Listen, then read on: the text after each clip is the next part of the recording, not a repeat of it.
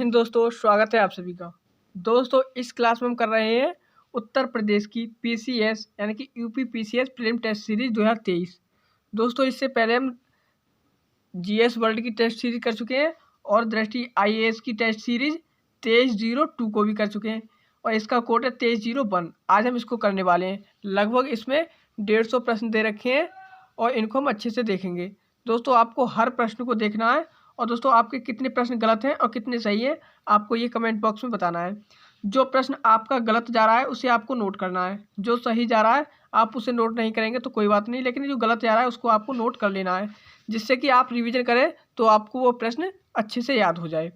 दोस्तों इसकी जो पीडीएफ है वो आपको टेलीग्राम चैनल पर अपलोड हो जाएगी।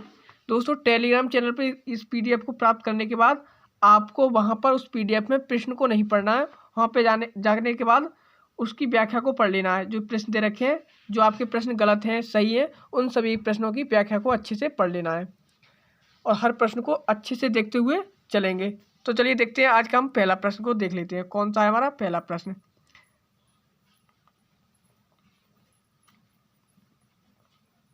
ये पीडीएफ आपको दोस्तों टेलीग्राम चैनल पर मिल जाएगी। दोस्तों ये हमारे प्रश्न आ गए, इधर दे रखे हैं इंग्लिश में और ये है हिंदी में। हम दोस्तों इसमें हिंदी में देखेंगे, हिंदी की टेस्ट सीरीज में देखेंगे। तो चलिए थोड़ा इसको बड़ा कर लेते हैं।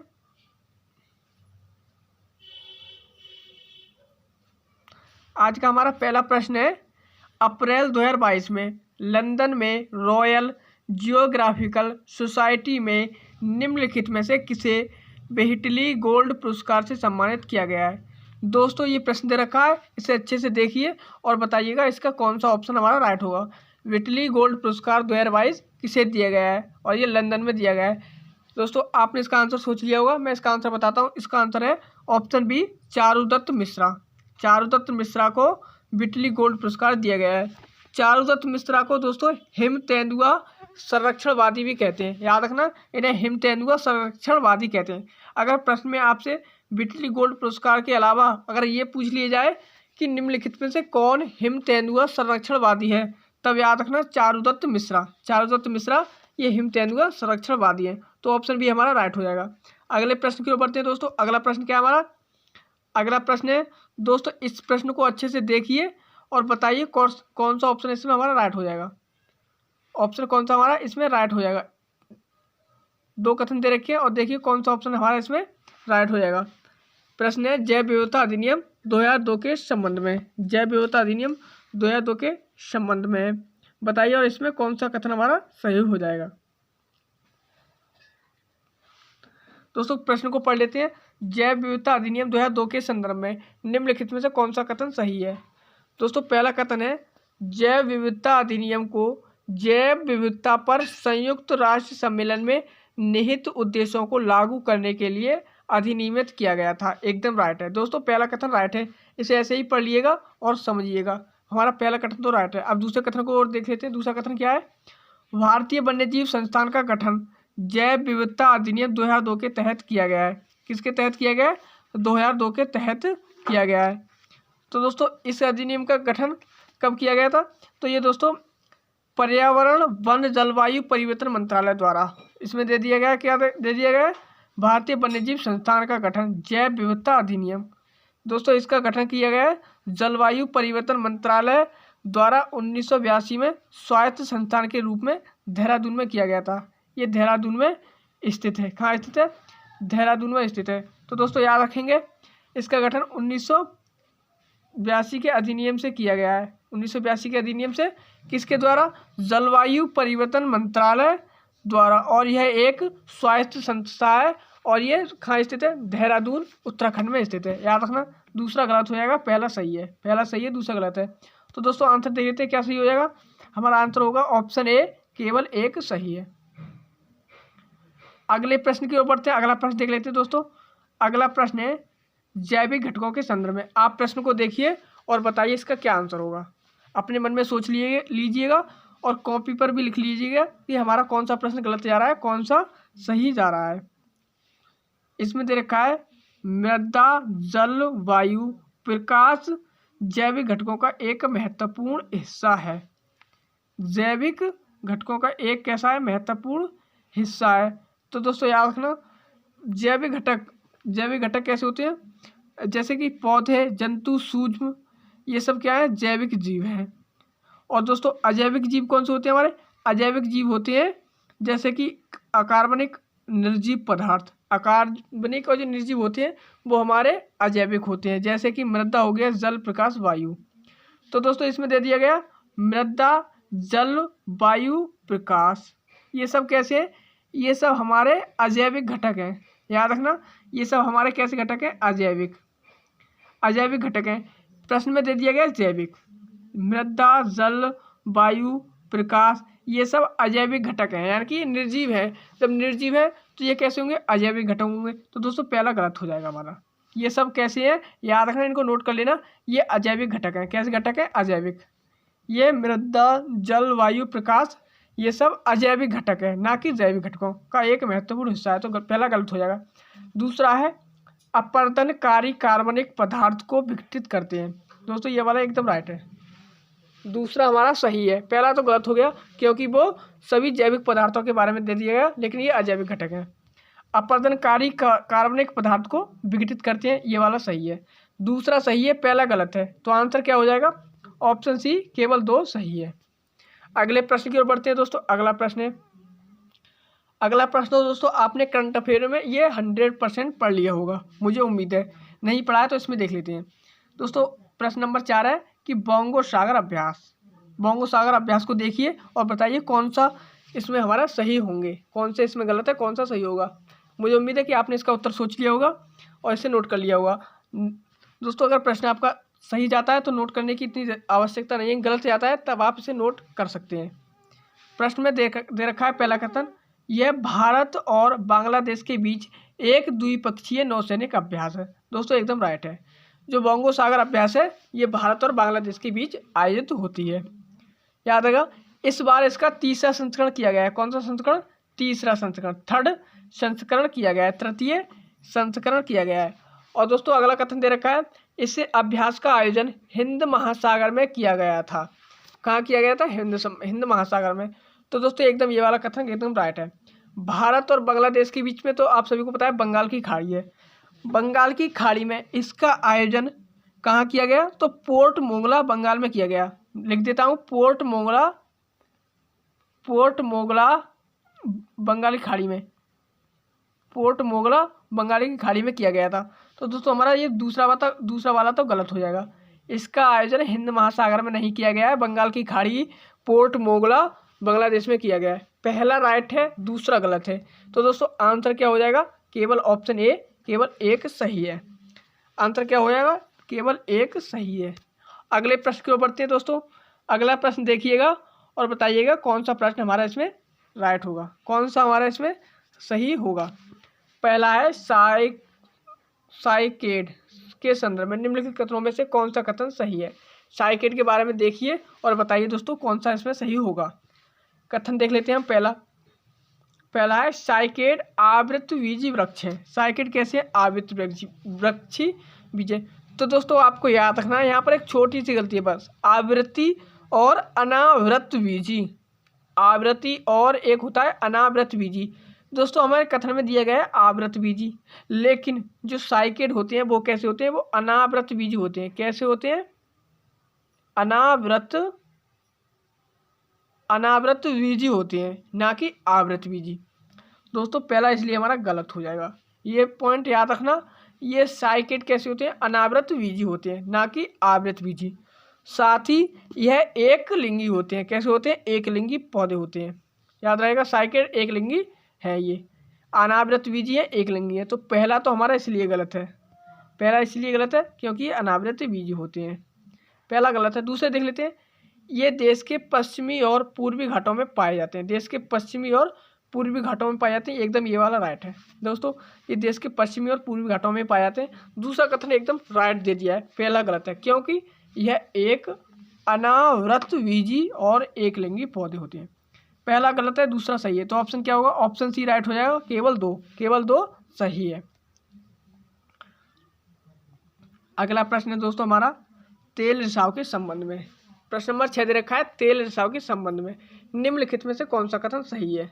2 कथन दे रखे हैं, एक एक कथन को पढ़ते हैं। दोस्तों आप इस प्रश्न को अच्छे से देखिएगा और बताइए क्या इसमें सही होगा। चलिए हम पहला कथन पढ़ते हैं। पहला कथन है बायो रेमेडिएशन। जो बायो रेमेडिएशन है वो तेल रिसाव को साफ करने का तीव्र तरीका है। तो दोस्तों याद रखना, जो बायो रेमेडिएशन है वो तेल रिसाव को साफ करने का एक तरीका तो है, लेकिन वो तीव्र तरीका नहीं है। याद रखेंगे आप, यहाँ पे हमें प्रश्न में दे दिया गया तीव्र, तो ये बायो रेडिएशन एक तीव्र तरीका नहीं है, तो दोस्तों इसलिए गलत हो जाएगा। तीव्र तरीका क्या होगा? तो दोस्तों वायु जो तेल है, तेल रिसाव को साफ करने में क्या सही तरीका होगा?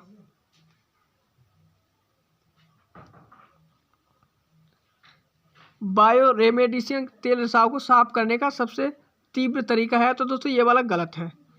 क्यों गलत है? दोस्तों ये तेल रिसाव को साफ करने का सही तरीका होता है, वो होता है तेल के स्थानिक रूप से जलाने की क्रिया माध्यम से 98% कम हो जाती है। यानी कि तेल होता है उसको स्थानिक रूप से जलाने की प्रक्रिया के माध्यम से इसे 98% तक कम किया गया था। तो इसी को तेल प्रक्रिया को तीव्र तरीका कहा जाता है, ना कि इसे बायो रेमेडिएशन को। तो ये वाला गलत हो जाएगा। दूसरा है स्किमर्स ऐसे उपकरण हैं, जो स्किमर्स हैं ऐसे उपकरण हैं जिनका उपयोग जल की सतह पर गिरे हुए तेल को भौतिक रूप से अलग करने के लिए किया जाता है। दूसरा तो एकदम राइट है दोस्तों, पहला गलत हो गया हमारा। इसलिए गलत है क्योंकि ये तीव्र तरीका दे दिया गया है, ना कि इसलिए गलत है कि ये साफ करने का तरीका है। साफ करने का तरीका तो है लेकिन वो तीव्र नहीं है। दूसरा वाला सही है। जो स्किमर्स है ऐसे उपकरण हैं जिनका उपयोग जल की सतह पर गिरे हुए तेल को भौतिक रूप से अलग करने के लिए किया जाता है। दूसरा सही है, पहला गलत है। जब दूसरा सही है पहला गलत है, तो दोस्तों इसका आंसर क्या हो जाएगा? आंसर क्या हो जाएगा? हमारा आंसर हो जाएगा ऑप्शन सी, केवल 2 सही है। अगला प्रश्न है दोस्तों हमारा, देखिए प्रश्न का और आंसर बताइए क्या होगा। प्रश्न नंबर 7 है, इसका आंसर क्या हो सकता है आपके द्वारा बताइए। दोस्तों चलिए प्रश्न को पढ़ लेते हैं। प्रश्न है उत्तर प्रदेश सरकार ने निम्नलिखित में से किस वर्ग के लोगों के लिए अंतर्राष्ट्रीय श्रम दिवस के अवसर पर एक नया मंच ई पेंशन पोर्टल शुरू किया है? ई पेंशन पोर्टल शुरू किया है। दोस्तों इसमें पहला प्रश्न तो हमारा ये बनता है अंतर्राष्ट्रीय श्रम दिवस कब मनाया जाता है? तो दोस्तों याद रखना ये 1 मई को मनाया जाता है। कब मनाया जाता है? 1 मई। 1 मई को मनाया जाता है। कौन सा दिवस? अंतर्राष्ट्रीय श्रम दिवस 1 मई को मनाया जाता है। ई पेंशन पोर्टल ये किसके लिए शुरू किया गया है? तो ये किया गया है सेवानिवृत्त सरकारी कर्मचारी, सेवानिवृत्त सरकारी कर्मचारी के लिए शुरू किया गया है। याद रहेगा, सेवानिवृत्त सरकारी कर्मचारियों के लिए शुरू किया गया है। 1 मई को मनाया जाता है अंतर्राष्ट्रीय श्रम दिवस। अगले प्रश्न की ओर बढ़ते हैं। अगला प्रश्न हमारा सूर्य की जो परतें होती हैं उनके संदर्भ में होता है। दोस्तों अगर आपने सूर्य का स्थल मंडल पढ़ा है, सूर्य के बारे में पढ़ा है, आपको इनकी जानकारी होगी। नहीं है तो हम एक एक करके इनको पढ़ लेते हैं। और इन चारों की जो जानकारी है विस्तृत रूप से आप व्याख्या में पढ़ लेते हैं। यहाँ पर विस्तृत रूप से बताना मुमकिन नहीं, तो आप व्याख्या में पढ़ लीजिएगा। तो देखते हैं, सूर्य के निम्नलिखित स्तरों को अंदर से बाहर की ओर क्रमानुसार व्यवस्थित कीजिए। सबसे अंदर फिर सबसे बाहर, सबसे अंदर सबसे बाहर क्या क्या होगा? तो दोस्तों इनको हम क्रम में लगा लेते हैं। पहला नंबर पर जो सबसे भीतर होता है वो होता है क्रोड, जो सूर्य के, जिसे हम नाभिक कहते हैं सूर्य का, जो होता है क्रोड। उसके बाद आता है प्रकाश मंडल। प्रकाश मंडल में हम सूर्य का व्यास भी नापते हैं। उसके बाद आता है दोस्तों वर्णमंडल, वर्णमंडल आता है। उसके बाद आता है क्रीट, क्रीट आता है उसके अंदर।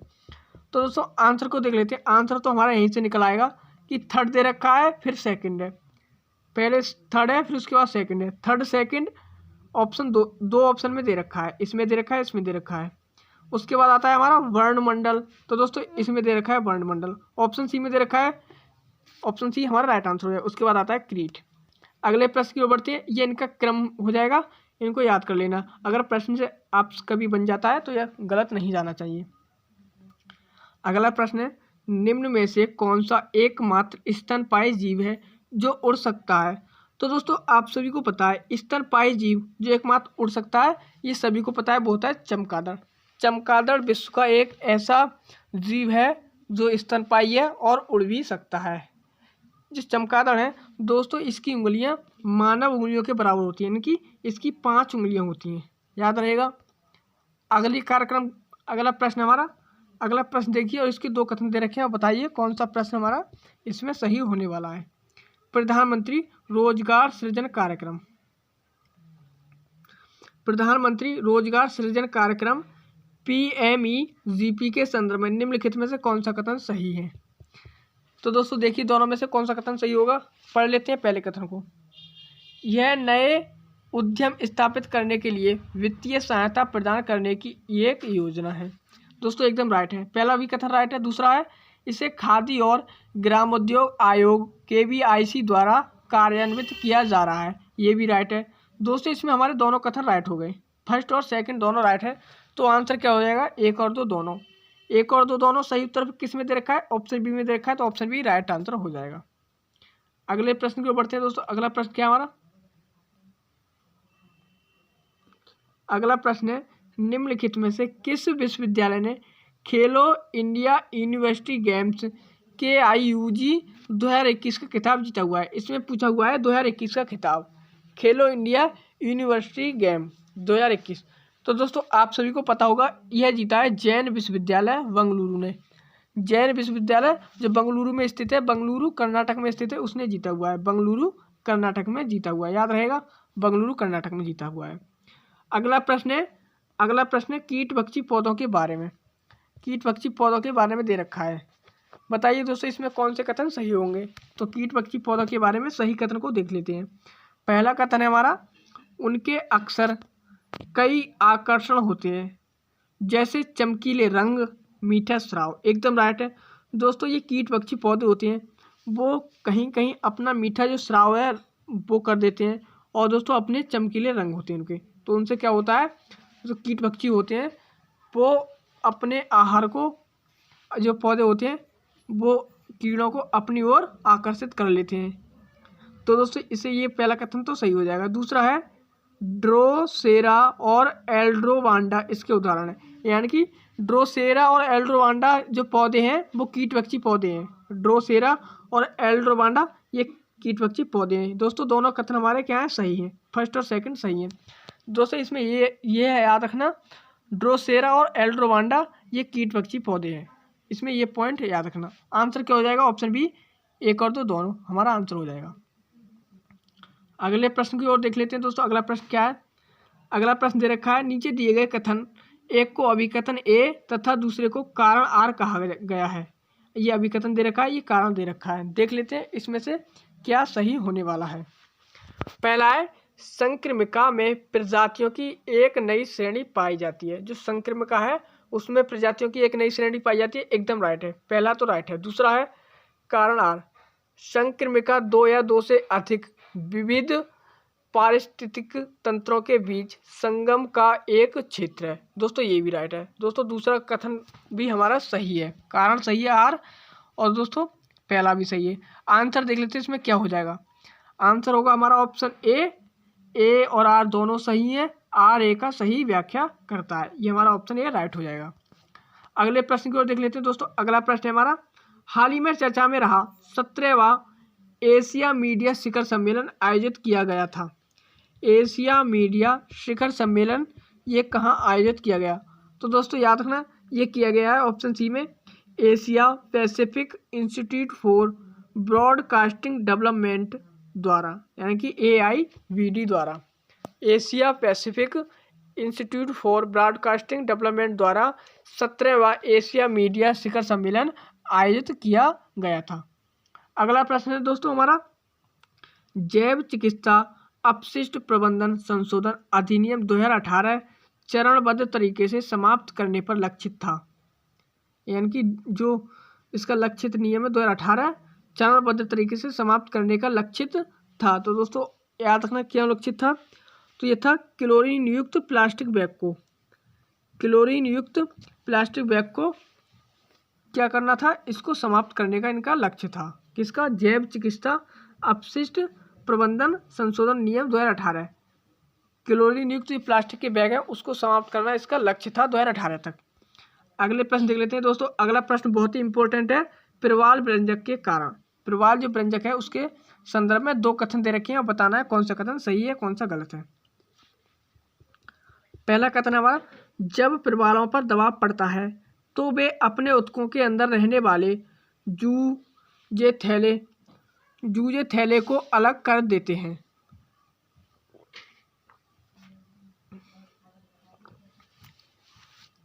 जूजे थैले को अलग कर देते हैं। दोस्तों ये वाला एकदम राइट है।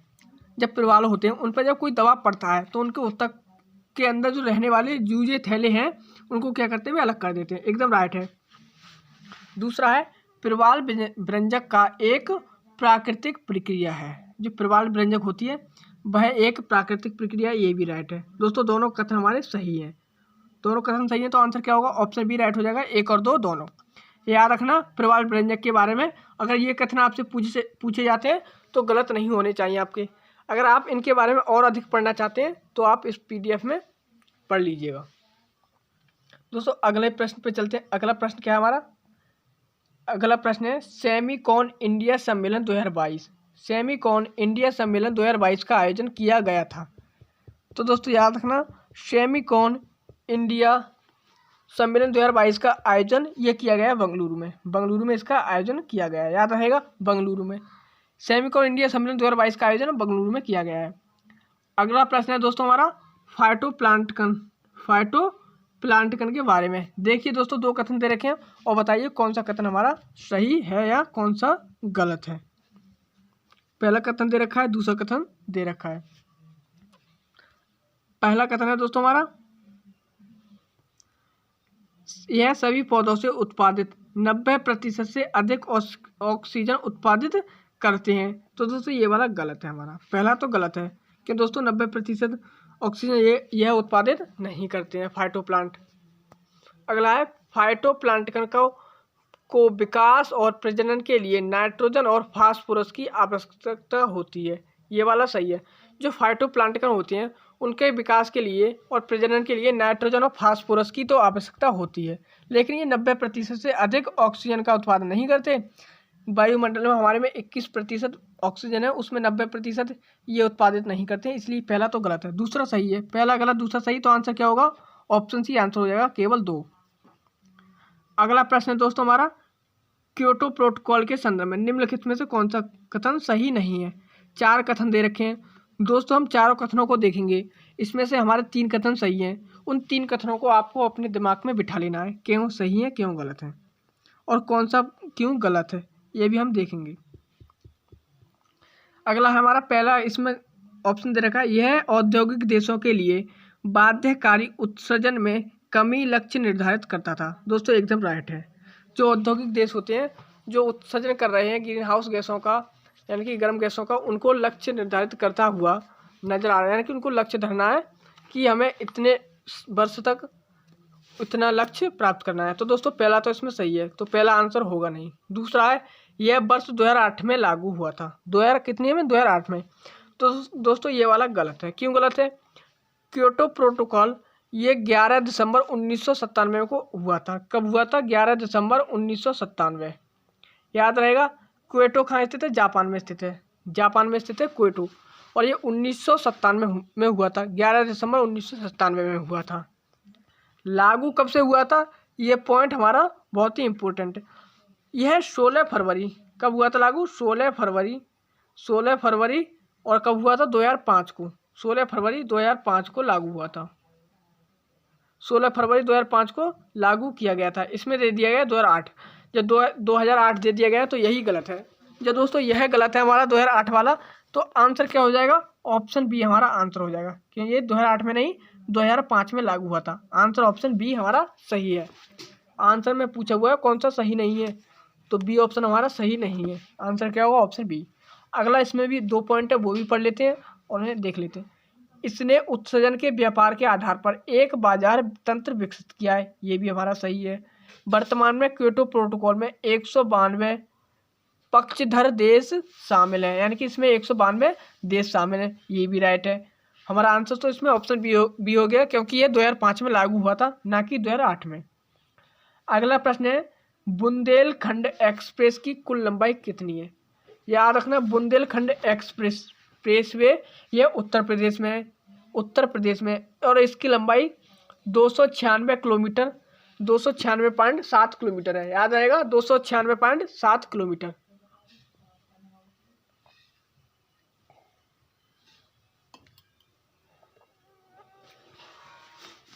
याद रखना दोस्तों। अगला प्रश्न है हमारा विश्व प्रेस स्वतंत्रता सूचकांक।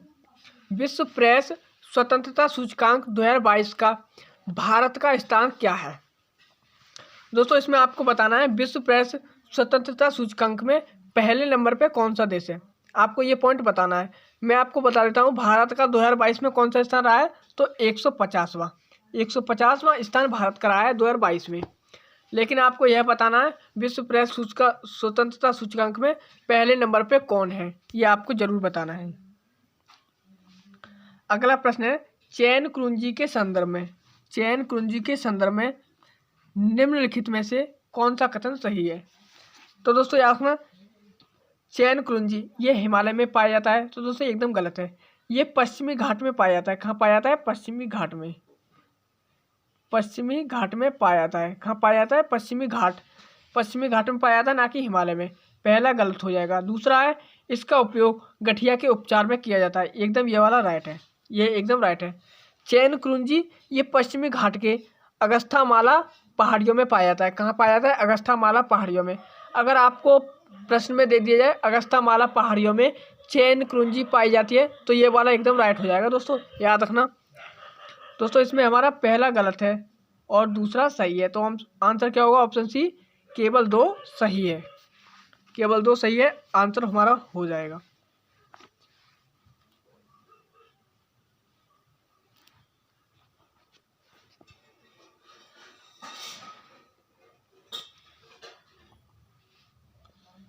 अगला प्रश्न है दोस्तों हमारा कि सूची फर्स्ट को सूची सेकंड के साथ सुमेलित कीजिए। एक तरफ दे रखें बायोम और दूसरी तरफ दे रखें क्षेत्र। तो दोस्तों याद रखना कौन सा क्षेत्र कहाँ पाया जाता है, इनको देख लेते हैं। टैगा है, टुंड्रा है, सवाना है, घास भूमि है। अगर दोस्तों आपको इसका आंसर निकालना है तो दोस्तों आप सिर्फ एक से इसका आंसर निकाल सकते हैं। कैसे? आप सभी को पता होगा सवाना गर्म क्षेत्र की जलवायु है और ये गर्म क्षेत्र में पाया जाता है। सवाना जब गर्म क्षेत्र में पाया जाता है तो इधर दे रखा है उष्ण कटिबंधीय क्षेत्र। उष्ण कटिबंधीय क्षेत्र में हमारा सवाना पाया जाता है। अब हमें एक क्लू मिल गया कि सीपर वन सिर्फ दोस्तों हमारा और एक ही ऑप्शन में दे रखा है। ऑप्शन वो है ऑप्शन बी में सीपर वन एक में ही दे रखा है, ऑप्शन बी। तो इस प्रकार हमारा ऑप्शन बी तो राइट हो जाएगा। यहाँ से तो आपका ये आंसर निकल आया। अगर आपका प्रश्न कभी ऐसे बन जाता है तो आपको ऐसे कर लेना है, याद रहेगा, ऐसे आप कर लेना है। अगला है, अब देखते हैं इनके मिलान कर लेते हैं। टेंगा, ये टेंगा कहाँ पाया जाता है? तो दोस्तों ये उप आर्कटिक क्षेत्र में पाया जाता है। उप आर्कटिक क्षेत्र में टेंगा पाया जाता है। टुंड्रा कहाँ पाया जाता है? तो दोस्तों याद रखना ये टुंड्रा कहाँ पाया जाता है? ये पाया जाता है आर्कटिक क्षेत्र में। आर्कटिक क्षेत्र में टुंड्रा, यानी कि टुंड्रा ज़्यादा ठंडे क्षेत्रों में, उसके बाद टेंगा पाया जाता है। फिर उसके बाद समशीतोष्ण क्षेत्र में घास भूमि पाई जाएगी। घास भूमि के बाद आएगा सवाना गर्म क्षेत्र में पाया जाता है। ये इनके मिलान हो गए, लेकिन हमने आंसर तो ऑप्शन सी से निकाल लिया था। अगला प्रश्न देख लेते हैं दोस्तों। अगला प्रश्न क्या है हमारा? अगला प्रश्न है हाल ही में चर्चा में रहा लेवेंडर फेस्टिवल का आयोजन कहाँ किया जाता है?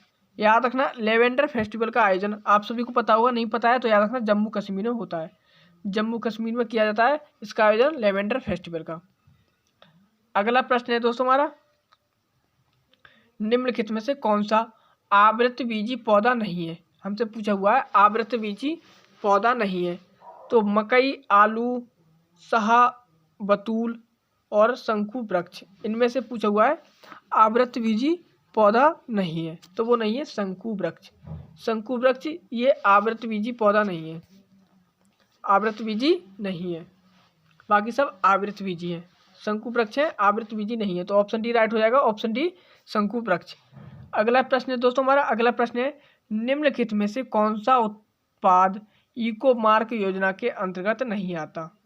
हमसे पूछ लिया गया इको मार्क योजना के अंतर्गत हमारे कौन सा उत्पाद नहीं आता है? कौन सा उत्पाद नहीं आता है? तो दोस्तों स्नेहक तेल, लकड़ी के विकल्प और अग्निशामक, ये सब इको मार्क के अंतर आते हैं। इको मार्क के अंतर आते हैं और हमसे पूछ लिया गया है अगला ऑप्शन हमारा उपयुक्त में से कोई नहीं, तो दोस्तों आंसर हो जाएगा हमारा ऑप्शन डी, क्योंकि स्नेक तेल, लकड़ी के विकल्प, अग्निशामक, ये सब इको मार्क हैं। क्या है? इको मार्क है, ये सब इको मार्क हैं। तब आंसर हमारा ऑप्शन डी राइट हो जाता है, क्योंकि इसमें से कोई नहीं। अगला प्रश्न है दोस्तों हमारा, किस राज्य में देश के पहले ग्रीनफील्ड अनाज आधारित इथेनॉल संयंत्र का उद्घाटन किया गया है? ग्रीनफील्ड अनाज आधारित इथेनॉल संयंत्र का उद्घाटन ये किया गया है बिहार में। ऑप्शन सी राइट हो जाएगा, बिहार में किया गया है। अगला प्रश्न है दोस्तों हमारा, कणकीय प्रदूषण के संदर्भ में, कणकीय प्रदूषण के संदर्भ में निम्नलिखित में से कौन सा कथन सही है? तो कणकीय प्रदूषण केवल एरोसोल के रूप में पाए जाते हैं। दोस्तों ये वाला कथन हमारा गलत है। इसमें दे दिया गया है केवल, केवल दे दिया है। जब दोस्तों किसी प्रश्न में केवल दे दिया जाए तो आपको उस प्रश्न को अच्छे से देखना है, बारीकी से, क्योंकि जो कणकीय प्रदूषण है वो केवल एरोसोल में नहीं पाए जाते। यह वायु में निलंबित सूक्ष्म ठोस कण या द्रवीय बूंदें होती हैं। वायु में निलंबित होती हैं, सूक्ष्म ठोस कण होते हैं। सूक्ष्म जानते हैं माइक्रो, और ठोस कण होते हैं, और ये द्रवीय बूंदें भी होती हैं, यानी कि द्रवीय बूंदें भी होती हैं। तो दोस्तों ये केवल एरोसोल के रूप में नहीं होते, तो पहला इसलिए हमारा गलत हो जाएगा। दूसरा है 10 माइक्रोन से बड़े कणकीय प्रदूषक नासिका मार्ग में प्रवेश कर सकते हैं, ये वाला राइट है। इसको ऐसे ही पढ़ लीजिएगा। देखिए 10 माइक्रोन से बड़े जो कणकीय प्रदूषण होते हैं वे हमारी नाक के मार्ग से प्रवेश कर सकते हैं, ये वाला राइट है। पहला गलत है, दूसरा सही है। तो आंसर क्या हो जाएगा? ऑप्शन सी राइट आंसर हो जाएगा, केवल 2, केवल 2 सही है। अगला प्रश्न आ गया दोस्तों, निम्नलिखित में से किस वन्यजीव अभ्यारण्य को उत्तर प्रदेश का चौथा टाइगर रिजर्व घोषित किया गया है? तो चौथा टाइगर रिजर्व किसे घोषित किया गया है? ये किया गया है रानीपुर वन्यजीव अभ्यारण्य। रानीपुर वन्यजीव अभ्यारण्य को चौथा टाइगर रिजर्व घोषित किया गया है। दोस्तों ये भारत का 53वां टाइगर रिजर्व है। कौन सा है? 53वां है। भारत का 53वां, उत्तर प्रदेश का चौथा। भारत का 53वां, उत्तर प्रदेश का चौथा है। और दोस्तों यह कहाँ पाया जाता है? ये चित्रकूट जिले में है। चित्रकूट जिले में, ये भी याद रखना, चित्रकूट जिले में है। अगला प्रश्न है दोस्तों, दवाओं की आसान उपलब्धता सुनिश्चित करने के लिए उत्तर प्रदेश सरकार कितने जिलों में ड्रग वेयर हाउस स्थापित करेगी? ड्रग वेयर हाउस स्थापित करेगी। तो दोस्तों याद रखना, ड्रग वेयर हाउस ये 75 जिलों में स्थापित कर रही है। कितने जिलों में? 75 जिलों में। अगला प्रश्न है, वर्ष 2022 में राष्ट्रीय लुप्तप्राय प्रजाति दिवस कब मनाया जाता है? राष्ट्रीय लुप्तप्राय प्रजाति दिवस यह कब मनाते हैं?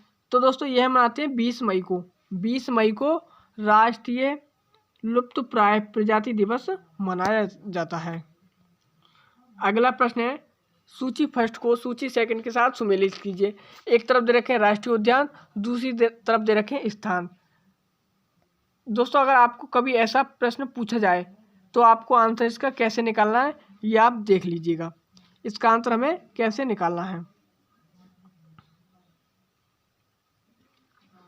पहला दे रखा है हमारा सैंडल पीक राष्ट्रीय उद्यान, दूसरा है वाल्मीकि राष्ट्रीय उद्यान। दोस्तों आपको इसमें से 2 तो 101% पता होंगे। कौन कौन से पता होंगे?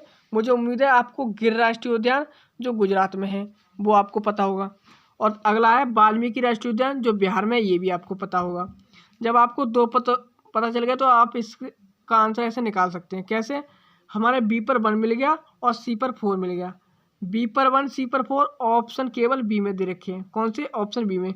तो इस प्रकार हमारा ऑप्शन बी राइट हो जाएगा। आप पता इसको 1 से भी निकाल सकते थे, सी से भी इसका आंसर निकाल सकते थे, क्योंकि सी पर 4 सिर्फ 1 में दे रखा है। आप इससे भी इसका आंसर निकाल सकते थे। आगे देख लेते हैं हम, कालसेर राष्ट्रीय उद्यान ये हरियाणा में है, और सैंडल पीक राष्ट्रीय उद्यान ये अंडमान निकोबार में है। सैंडल पीक राष्ट्रीय उद्यान अंडमान निकोबार में, ये इनके मिलान हो गए। इनको एक बार और पढ़िएगा और याद कर लीजिएगा। सिर्फ आप इसका 1 से उत्तर निकाल सकते थे। हमने पीछे भी देखा, उसमें भी हमने 1 से इसका उत्तर निकाल लिया, और इसमें भी हमने 1 से उत्तर निकाल लिया। अगला प्रश्न देख लेते हैं दोस्तों। अगला प्रश्न क्या हमारा? अगला प्रश्न है, राष्ट्रीय कृषि आयोग ने पहली बार सामाजिक वानिकी शब्द का प्रयोग कब किया? पूछ लिया गया राष्ट्रीय कृषि आयोग ने सामाजिक वानिकी शब्द का प्रयोग कब किया, पहली बार पूछा हुआ है। याद रखना, जो राष्ट्रीय हमारा कृषि आयोग है उसने राष्ट्रीय शब्द का पहली बार प्रयोग 1976 में किया था। कब किया था? 1976 में। याद रहेगा, 1976 में किया था। अगला प्रश्न है दोस्तों हमारा न्यू डेवलपमेंट बैंक के बारे में। न्यू डेवलपमेंट बैंक के बारे में किस संदर्भ में निम्नलिखित में से कौन सा कथन सही है? तो दोस्तों आपको बता दूं, न्यू डेवलपमेंट ये ब्रिक्स देशों की बैंक है। कौन से? ब्रिक्स देशों की बैंक है। ब्रिक्स देशों की बैंक है। ब्रिक्स में 5 देश शामिल हैं। एक एक करके उनके नाम बता देता हूँ, याद कर लेना। Brazil, Russia, India, China, South Africa. Brazil, Russia, India, China, South Africa. इसका मुख्यालय कहाँ स्थित है? इसका मुख्यालय बीजिंग, चीन में स्थित है। न्यू डेवलपमेंट बैंक का मुख्यालय बीजिंग, चीन में स्थित है।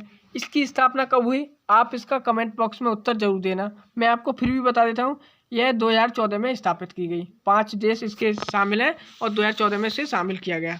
अब इसके हम कथन को पढ़ लेते हैं। ये तो हमने न्यू डेवलपमेंट के बारे में देख लिया। अब इसके कथन देख लेते हैं। पहला कथन है बोर्ड ऑफ गवर्नेंस की 7वीं वार्षिक बैठक का मुख्य विषय एनडीबी अधिकतम विकास प्रभाव। एनडीबी अधिकतम विकास प्रभाव था। एकदम राइट है। इसका यही क्या था? मुख्य विषय था। अगला है एनडीबी ने भारत में अपने क्षेत्रीय कार्यालय की स्थापना की घोषणा की है। ये भी सही है। जो न्यू डेवलपमेंट बैंक है इसने क्या है कि भारत में अपना जो क्षेत्रीय कार्यालय है उसको खोलने की घोषणा कर दी है। तो दोस्तों दोनों कथन हमारे राइट हो गए। जब दोनों कथन राइट हो गए तो आंसर क्या होगा इसे देख लेते हैं। आंसर होगा ऑप्शन बी, एकदम राइट होगा। ऑप्शन बी हमारा सही हो जाएगा, 1 और 2 दोनों। अगला प्रश्न आ गया हमारा अंतरजातीय परजीविता के संदर्भ में निम्नलिखित में से कौन सा कथन सही है? अंतरजातीय परजीविता के संदर्भ में कौन सा कथन हमारा सही है? इसमें दे रखा है पहला कथन, इसमें एक प्रजाति को लाभ होता है जबकि दूसरी अप्रभावित रहती है। ये वाला दोस्तों हमारा गलत है। जो अंतरजातीय परजीविता है इसमें दोस्तों 2 प्रजाति के बीच अंतःक्रिया है। जो हम अंतर्जातीय बोलते हैं, यह 2 प्रजातियों के बीच क्या है? एक अंतःक्रिया है जिसमें एक जाति का दूसरी जाति पर पड़ने वाला प्रभाव नकारात्मक और नुकसानदेह होता है। क्या होता है? नुकसानदेह हो। जैसे दोस्तों आपने देखा होगा कि एक पेड़ बड़ा हो गया, उसकी छाया में जब दूसरा पेड़ उगता है तो वो बड़ा नहीं होता है, वो उसकी छांव में ही छोटा रह जाता है। तो दोस्तों इसमें क्या होता है? अप्रभावित रहता है। ये वाला गलत है। अगला है दोस्तों हमारा कुटकी टिक द्वारा रक्त चूसकर पोषक प्राप्त करना अंतरजातीय परजीविता का एक उदाहरण है। दोस्तों इसमें एक छोटी सी बात आपको समझने वाली है। क्या है? जो कुटकी टिक है द्वारा रक्त चूसकर पोषक प्राप्त करना अंतरजातीय परजीविता नहीं है, यह सिर्फ परजीविता है। क्या है? परजीविता है, अंतरजातीय नहीं, सिर्फ परजीविता का एक उदाहरण है। इसमें अंतरजातीय दे दिया गया इसलिए ये वाला गलत हो जाएगा। याद रखना ये कैसा है? सिर्फ और सिर्फ परजीविता का एक उदाहरण है, इसलिए तब ये सही हो जाता, इसलिए ये वाला गलत हो जाएगा। जब ये वाला गलत हो जाएगा तो आंसर क्या होगा? ना तो 1 और ना ही 2 सही है। ना तो 1 और ना ही 2 सही है। ऑप्शन डी हमारा राइट आंसर हो जाएगा। एक बार और देख लेते हैं अंतरजातीय परजीविता के बारे में बता देता हूँ आपको। अंतरजातीय परजीविका यह 2 प्रजातियों के बीच एक अंतःक्रिया है। यह एक जाति का दूसरी जाति पर पड़ने वाला प्रभाव नकारात्मक होता है और नुकसानदेह होता है। याद रहेगा, ऑप्शन बी डी इसमें राइट होगा, ना तो 1 और ना ही 2। अगला प्रश्न है निम्नलिखित में से किस क्षेत्र में प्रवाल भित्ति नहीं पाई जाती? हमसे पूछ लिया गया है प्रवाल भित्ति नहीं पाई जाती। देख लेते हैं प्रवाल भित्ति। दोस्तों विश्व में सबसे ज़्यादा प्रवाल भित्ति कहाँ पाई जाती है? तो वो पाई जाती है ऑस्ट्रेलिया की प्रवाल भित्ति जो है ग्रेट बैरियर रीफ, आपने उसके बारे में भी सुना होगा।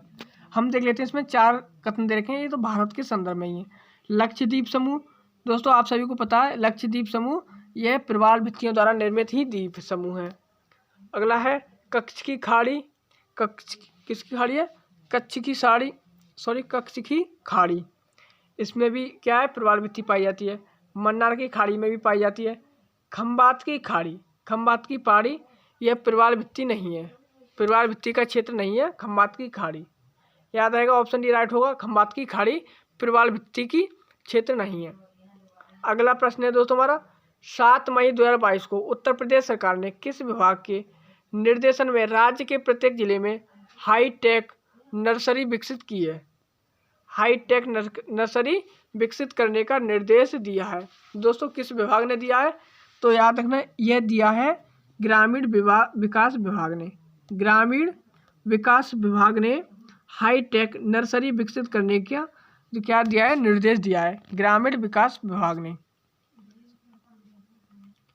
अगला प्रश्न है दोस्तों हमारा, राष्ट्रीय उद्यान के संदर्भ में निम्नलिखित में से कौन सा या कौन से कथन सही है? राष्ट्रीय उद्यान के बारे में पूछ लिया गया है, इसमें कौन सा कथन सही है? पहला कथन दे रखा है, राज्य सरकार किसी क्षेत्र को राष्ट्रीय उद्यान घोषित कर सकती है, ये वाला एकदम राइट है दोस्तों। दूसरा है, वन्य जीव संरक्षण अधिनियम 1972 ने राष्ट्रीय उद्यानों के लिए संरक्षण मूल्य निर्दिष्ट किया है।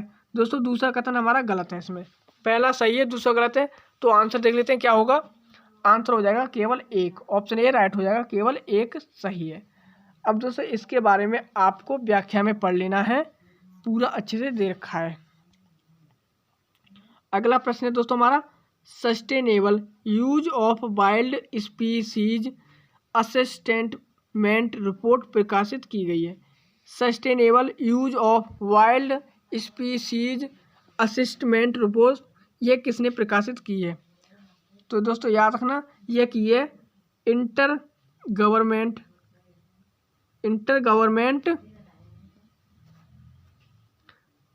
Governmental science policy platform on biodiversity and ecosystem services द्वारा क्या की गई है, विकसित की गई है।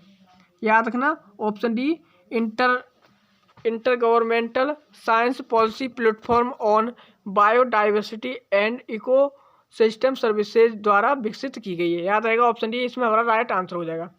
अगला प्रश्न है दोस्तों हमारा, सहायक प्रौद्योगिकी पर वैश्विक रिपोर्ट यानी कि GREAT संयुक्त रूप से प्रकाशित की गई है। किसके द्वारा प्रकाशित की गई है?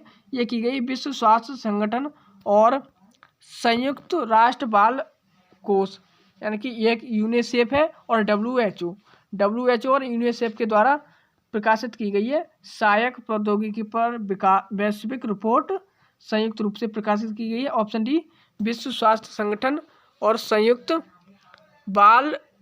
राष्ट्र बाल कोष यानी कि यूनिसेफ के द्वारा। अगला प्रश्न है, 22 मई 2022 से 22 मई 2023 तक निम्नलिखित में से किस प्रसिद्ध व्यक्ति की 250वीं जयंती मनाई जा रही है? तो ये मनाई जा रही है डॉक्टर राजा राम मोहन राय की। डॉक्टर राजा राम मोहन राय की मनाई जा रही है। याद रखना, राजा राम मोहन राय। अगला प्रश्न है, संयुक्त राष्ट्र द्वारा किस दशक को decade for desert and the fight against desertification को दशक के रूप में घोषित किया है?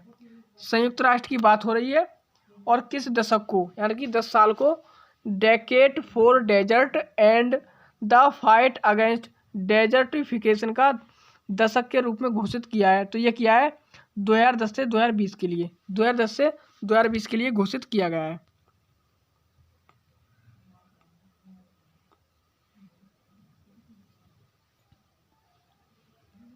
अगला प्रश्न दोस्तों, मरुस्थल वायोम के संदर्भ में निम्नलिखित में से कौन सा कथन सही है? मरुस्थल वायोम के संदर्भ में निम्नलिखित में से कौन सा कथन क्या है हमारा सही है?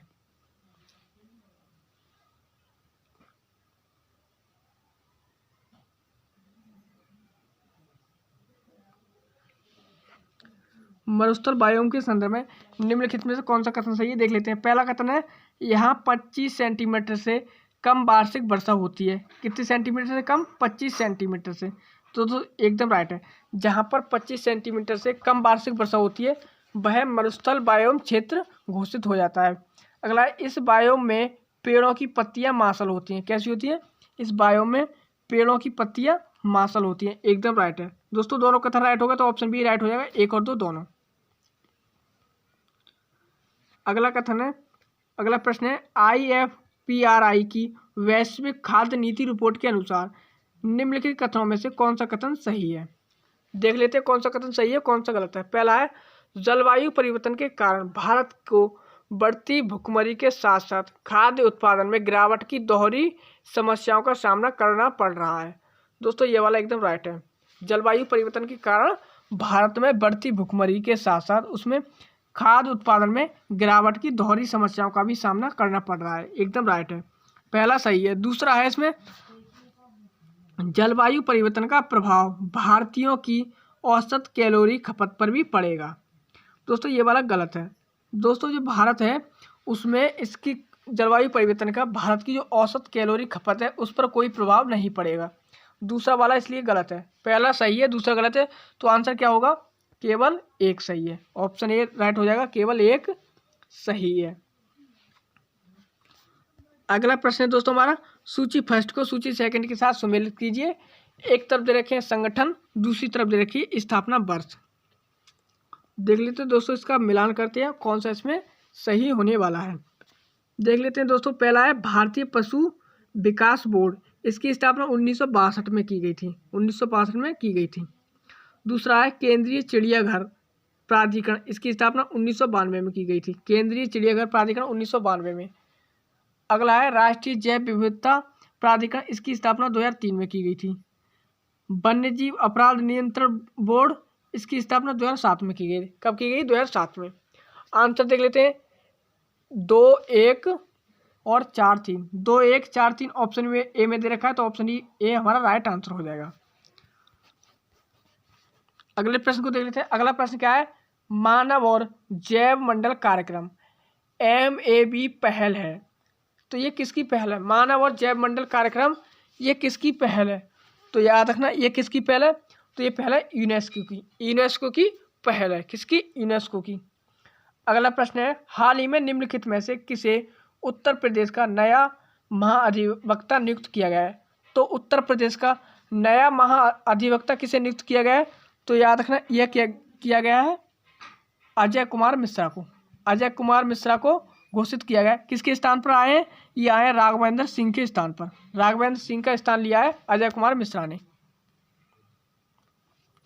अगला प्रश्न है, एक विशेष भू भौगोलिक क्षेत्र में विभिन्न प्रजातियों के विकास का ऐसा प्रक्रम जो एक बिंदु से शुरू होकर अधिवास के अन्य क्षेत्रों तक प्रसारित होता है, तो याद रखना ये किससे प्रसारित होता है, तो ये होता है अनुकूली विकिरण से, अनुकूली विकिरण से प्रभावित होता है। एक भूभौगोलिक क्षेत्र विभिन्न प्रजातियों के विकास का ऐसा प्रक्रम है जो एक बिंदु से शुरू होकर अधिवास के अन्य क्षेत्रों तक प्रसारित होता है, तो इसको क्या कहते हैं, याद रखना इसको कहते हैं हम अनुकूली विकिरण। क्या कहते हैं, अनुकूली विकिरण। अनुकूली विकिरण के बारे में इतना पॉइंट याद रखना। अगला प्रश्न है दोस्तों हमारा, पारिस्थितिकी अनुकरण के संदर्भ में निम्नलिखित में से कौन सा कथन सही है, पारिस्थितिकी तंत्र के संबंध में कौन सा कथन सही है उसे देख लेते हैं दोस्तों। पहला कथन है, द्वितीय अनुक्रमण में जीवित प्राणी पहली बार अनावृत या नवनिर्मित चट्टानों में निवास करते हैं, तो दोस्तों ये द्वितीय अनुक्रमण है उसमें जीवित प्राणी पहली बार नवनिर्मित चट्टानों में निवास नहीं करते हैं, यानी कि ये दूसरी बार इनका जो स्टेज होता है उसमें निवास करते हैं, ये वाला इसलिए गलत है। दूसरा क्या है, अनुक्रम में क्रमिक प्रजातियां, अनुक्रम में क्रमिक प्रजातियां चरमोत्कर्ष प्रजातियों की ओर अग्रसित होती हैं, क्रमिक प्रजातियां चरमोत्कर्ष प्रजातियों की ओर अग्रसित होती हैं, ये वाला राइट है। दूसरा सही है, पहला गलत है। आंसर क्या होगा, ऑप्शन सी केवल 2। दोस्तों अगला प्रश्न है हमारा, NIDIA के संदर्भ में निम्नलिखित में से कौन सा कथन सही है, INDIA और AI के संदर्भ में निम्नलिखित में से कौन सा कथन सही है। 2 कथन दे रखे हैं, देख लेते हैं इसमें कौन सा कथन सही होगा।